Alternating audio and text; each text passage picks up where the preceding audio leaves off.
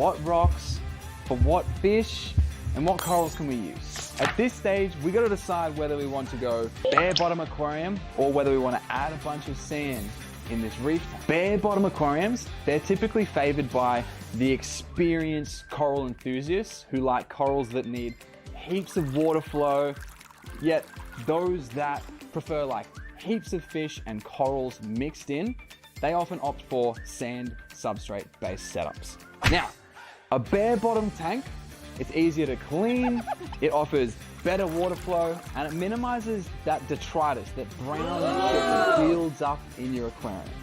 And really all that is organic waste and breakdown. Another unique feature of bare bottom aquariums is that you can attach coral and glue them to the bottom of your tank. We'll be learning more about that in later on videos.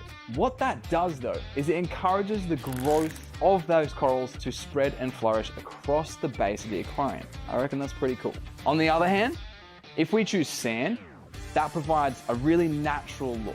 It offers burrowing opportunities for fish and invertebrates, and it aids in the filtration of your tank as well. Now, because this is my first reef tank, I want to experience a true reef with a variety of different fish and corals, so I'm choosing sand. We have none of that gear here, so it's time for us to go shopping. Come with me. Are you coming? All right, Steve, so I finally made a decision. I don't want to do bare bottom tank, I want sand. All right, what sort of sand do you want? Coarse one or a fine one? Honestly, I have no idea. Let's have a look. All right, so is there many choices? There's a couple of choices. There's normally a really fine one, which I'm going to show you now. And that's probably the best one. I've got a pink, a really lovely stark white one that I can show you. You've got a couple of different types here. So both of these are really fine, which means you've got to be careful that sand doesn't get blown around in the bottom of the tank because it can blow all over your corals and that sort of thing. So when we talk about wave makers, we can talk about positioning those so it doesn't blow your sand around. Get it in a bucket, give it a good rinse, get some of the dust out of it, and then get it in the tank.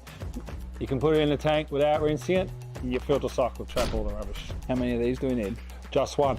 And you'll probably only use about half of that in the first go because you don't want a thick layer. If you have a thick layer of sand, say 3 centimeters, you're trapping a lot of gunk in there.